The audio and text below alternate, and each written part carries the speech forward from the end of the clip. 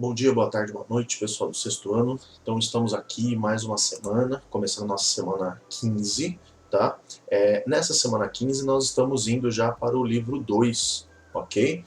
O primeiro capítulo do livro 2 é o capítulo 14, e a gente vai, a partir de agora, daqui para frente, se utilizar do tempo de uma forma mais tranquila. Por quê?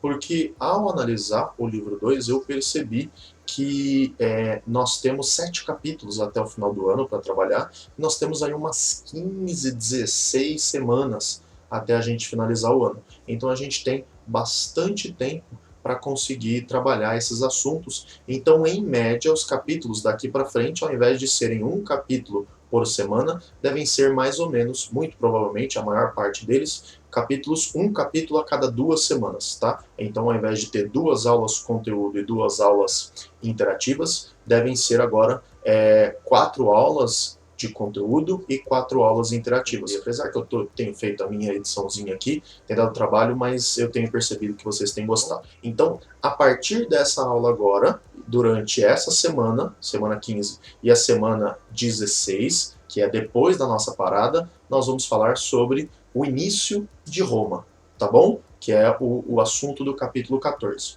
Beleza? Então, vamos para Roma.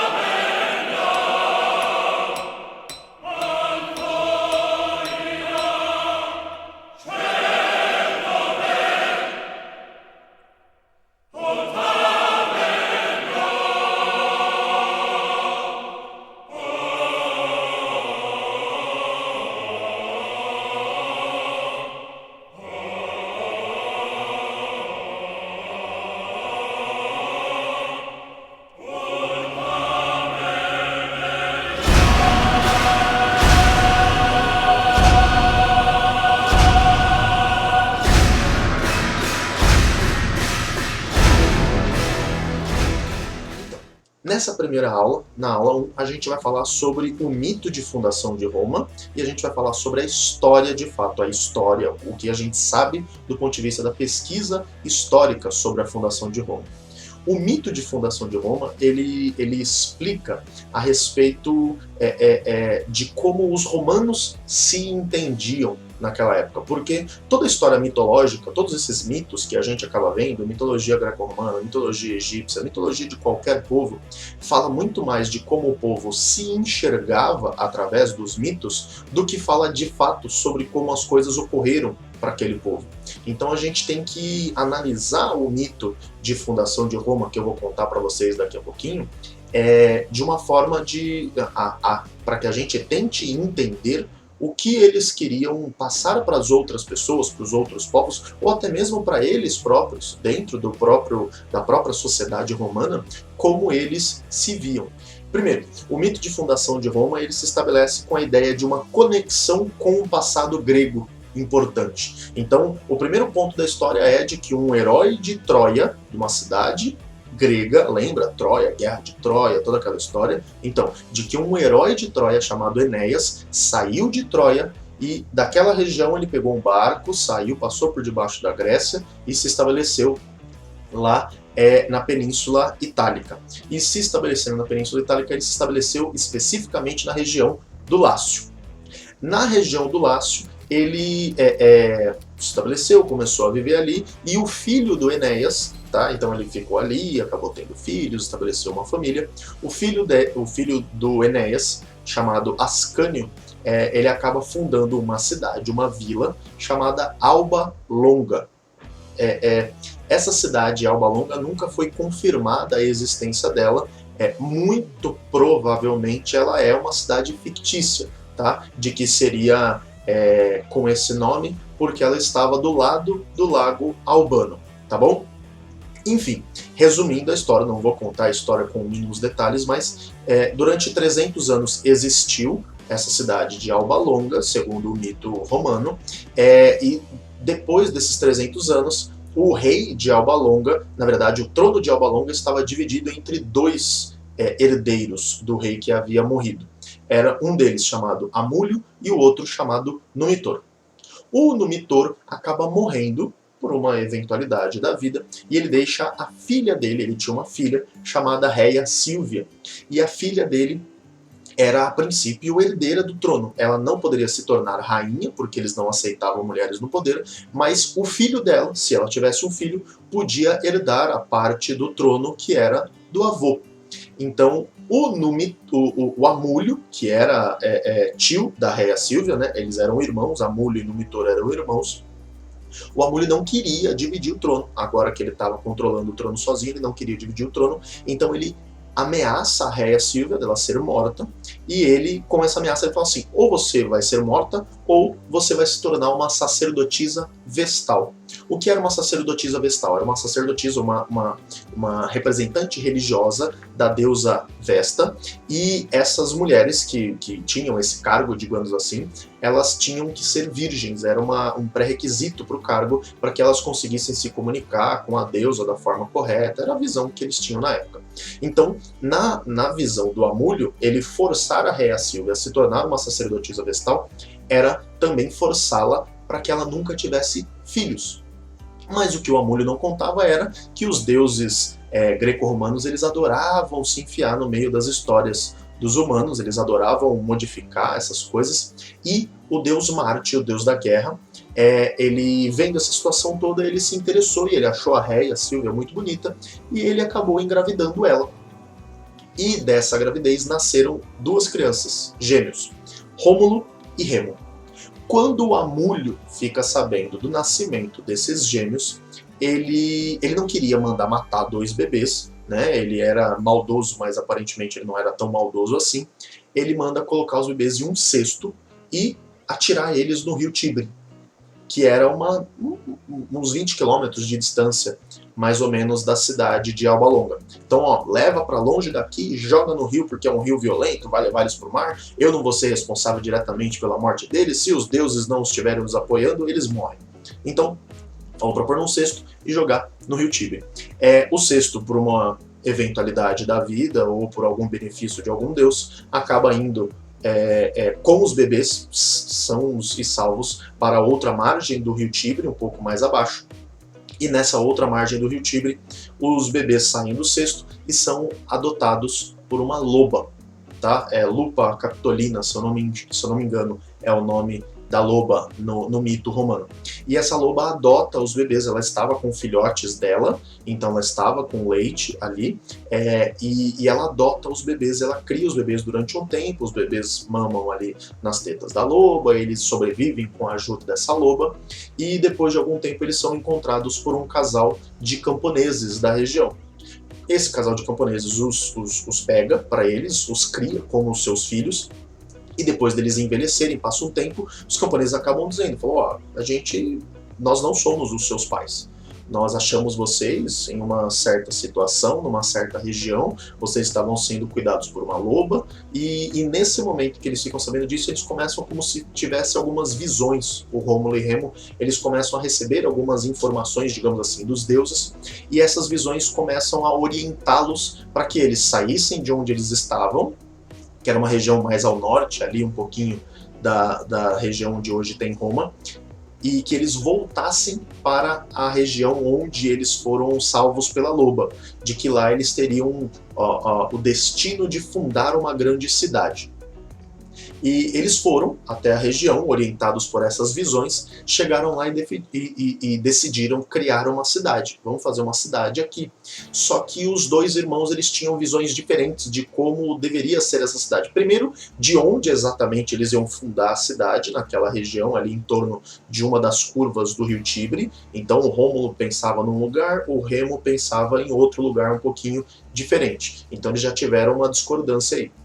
E segundo o mito, eles tinham uma visão diferente de como eles queriam que fosse essa cidade. Um deles queria uma cidade, digamos assim, uma pequena vila, e o outro, o Rômulo, ele queria fazer uma cidade muito grande, muito desenvolvida, ele queria conquistar o mundo.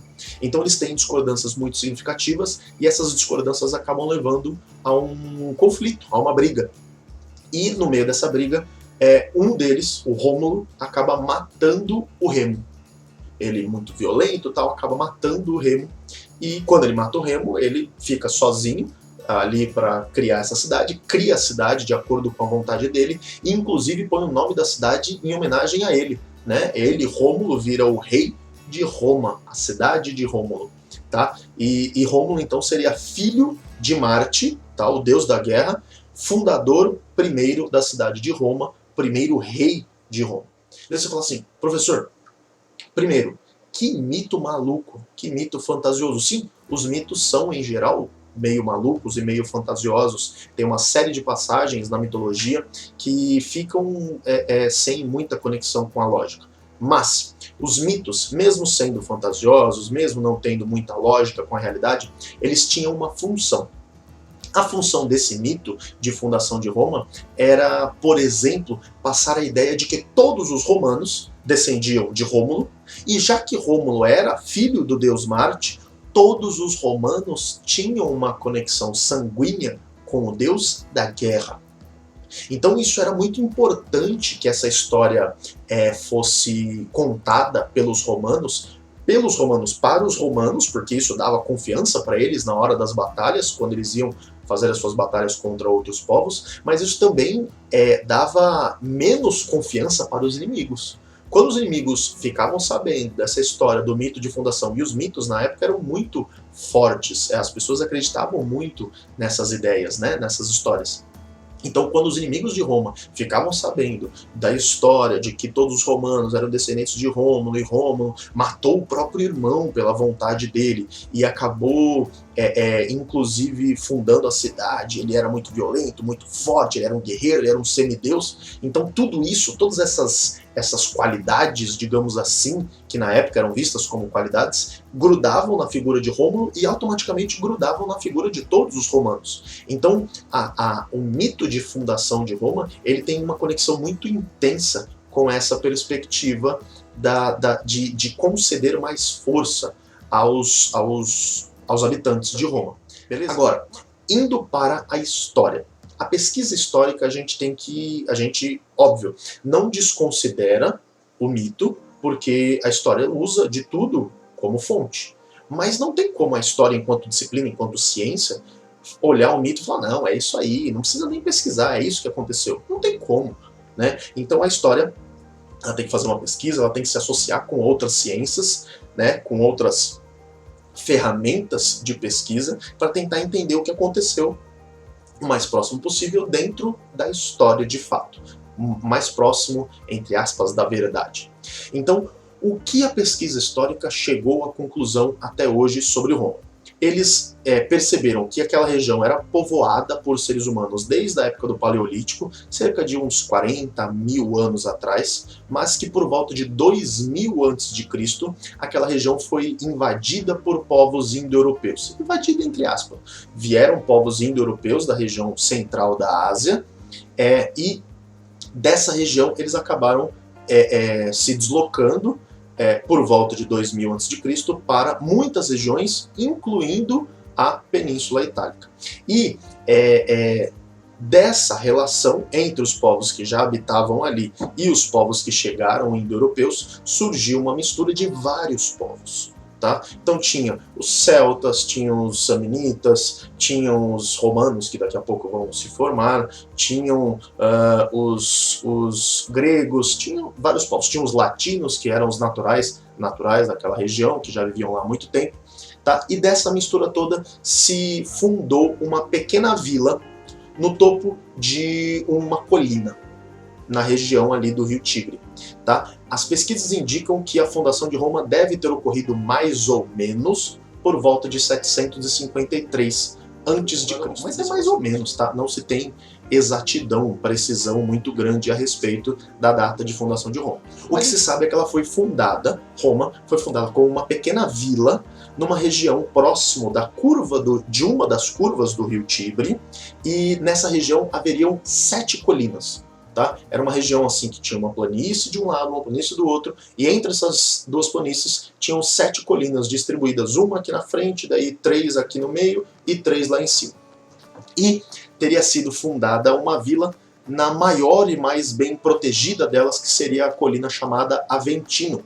Essa vilinha, na verdade, seria um conjunto de pequenas vilas que se reuniram ali naquela colina para conseguir se defender, e eles fizeram uma vila na colina, ou seja, era mais difícil de ser invadido, porque tinha que subir uma colina, tinha florestas em 2 ou 3 lados ali da colina, e eles fizeram um muro, eles fizeram uma fortificação em volta dessa vila que estava no topo do Monte Aventino, e dali teria surgido a primeira organização de fato do que se tornaria Roma, e Roma se espalharia por todas essas 7 colinas como sendo os pontos principais de habitação e defesa desse povo, e mais tarde ocupando uma região gigantesca como ocupa Roma, tá?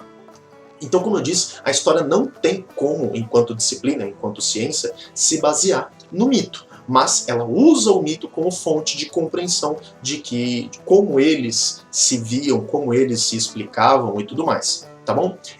Até hoje ainda existem pesquisas sobre a fundação de Roma, tá?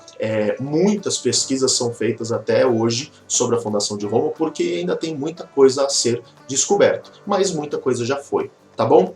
Então esse é o conteúdo da nossa primeira aula. Até os próximos capítulos na aula 2. Abraços!